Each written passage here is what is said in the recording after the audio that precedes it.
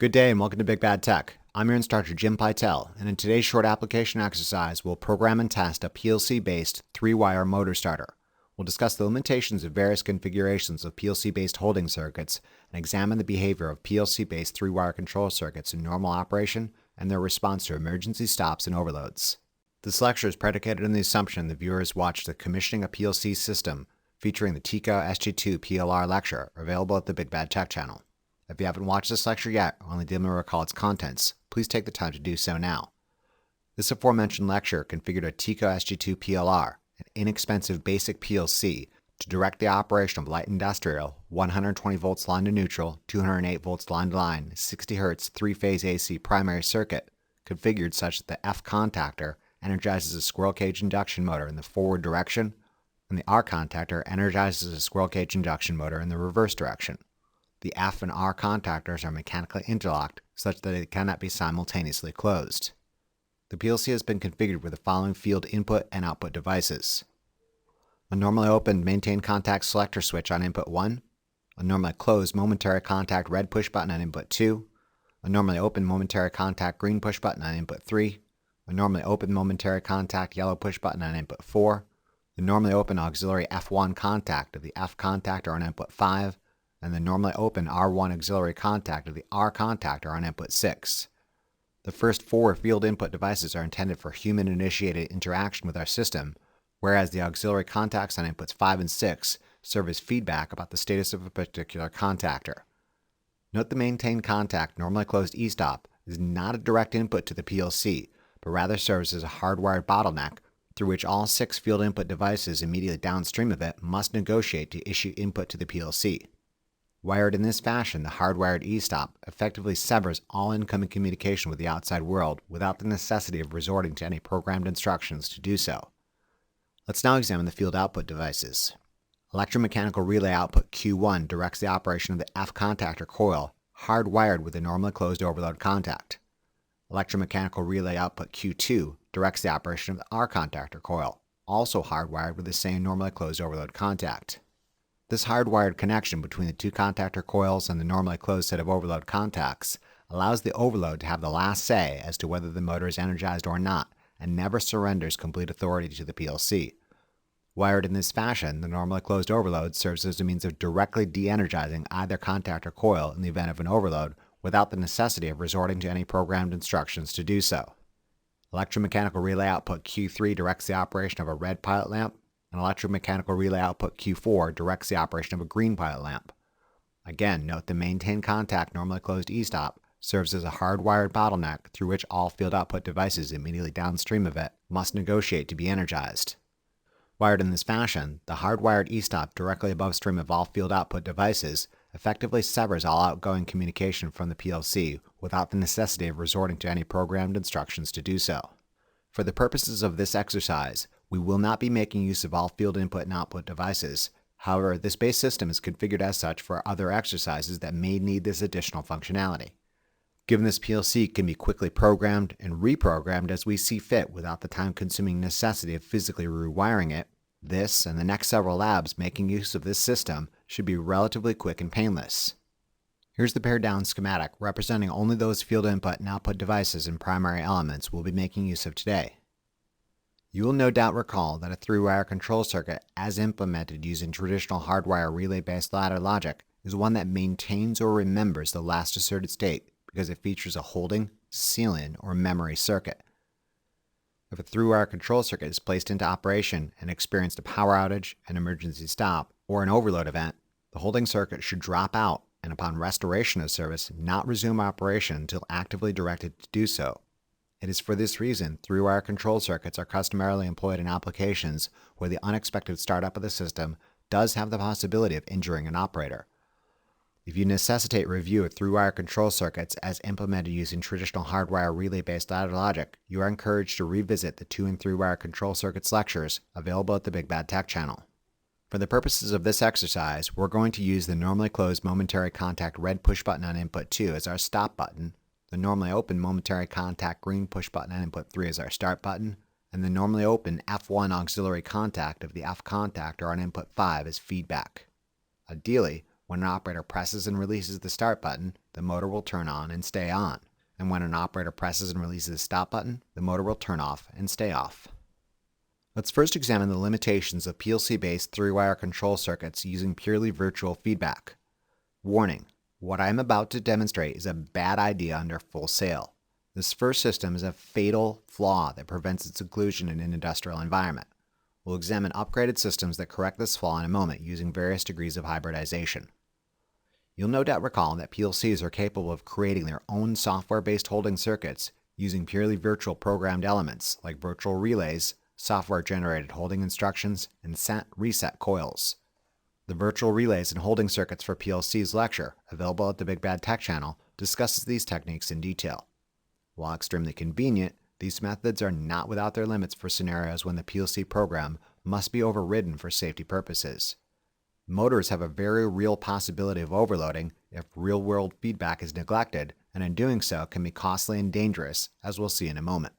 An extremely poor PLC-based 3-wire motor starter can be implemented in the following manner. Note rung 1 contains a make instruction examining input I2, the normally closed momentary contact red stop push button, and a make instruction examining input I3, the normally open momentary contact green start push button, in series with output Q1, the F contactor coil. Rung 2 contains the software-generated holding instruction examining output Q1 in parallel with the make instruction examining I3 in rung 1. Rungs 3 and 4 serve as accessory indicator functions. When output Q1 is not asserted, output Q3, the red pilot lamp is energized. When output Q1 is asserted, output Q4, the green pilot lamp is energized. In summary, red light means the holding circuit is not engaged and the motor should be stopped.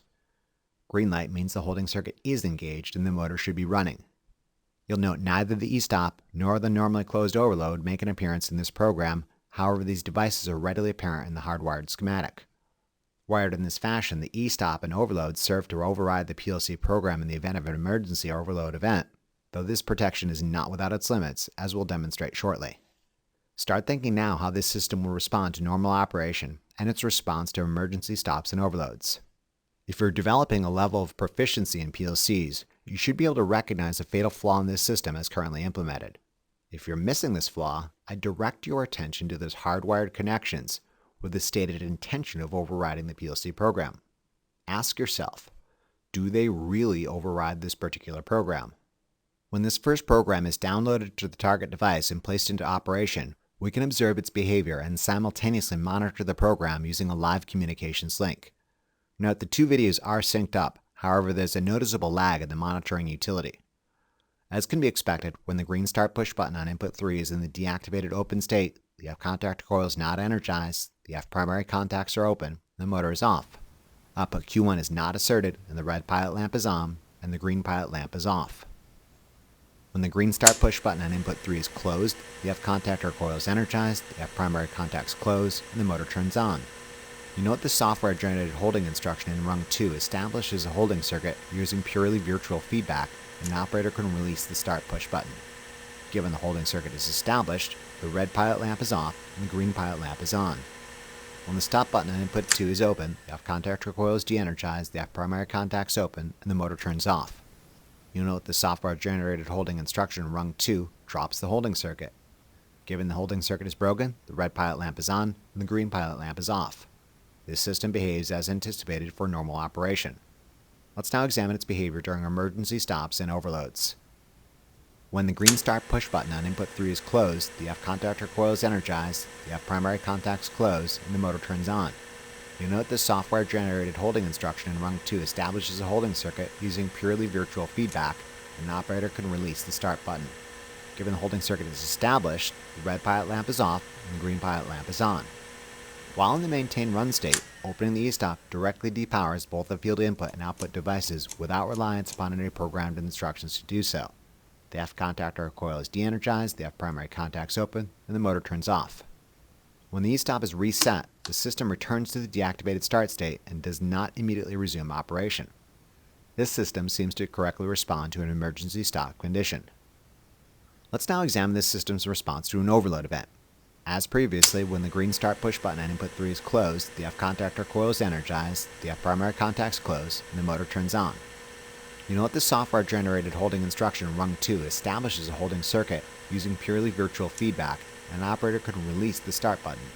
Given the holding circuit is established, the red pilot lamp is off and the green pilot lamp is on. If during the course of an operation an overload event occurs, in this case I'm simulating an overload by manually testing it, the open overload directly depowers the affected field output device without reliance upon any programmed instructions to do so. The F contactor coil is de-energized, the F primary contact's open, and the motor turns off.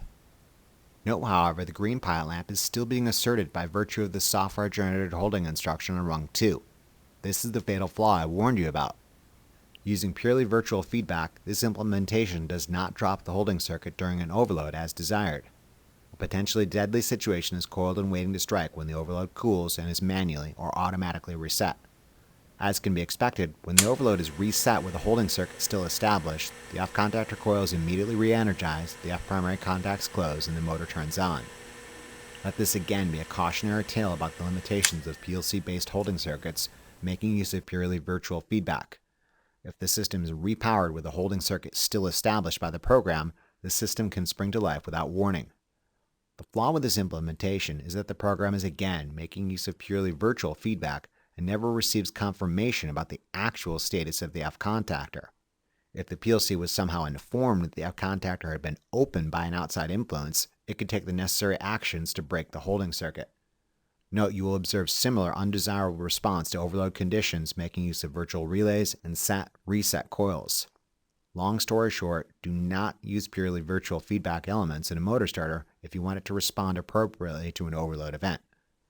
One method of correcting this life-threatening error is to ditch reliance upon purely virtual feedback and use real-world feedback about the actual status of the F contactor by incorporating the F1 auxiliary contact on input 5 into our program.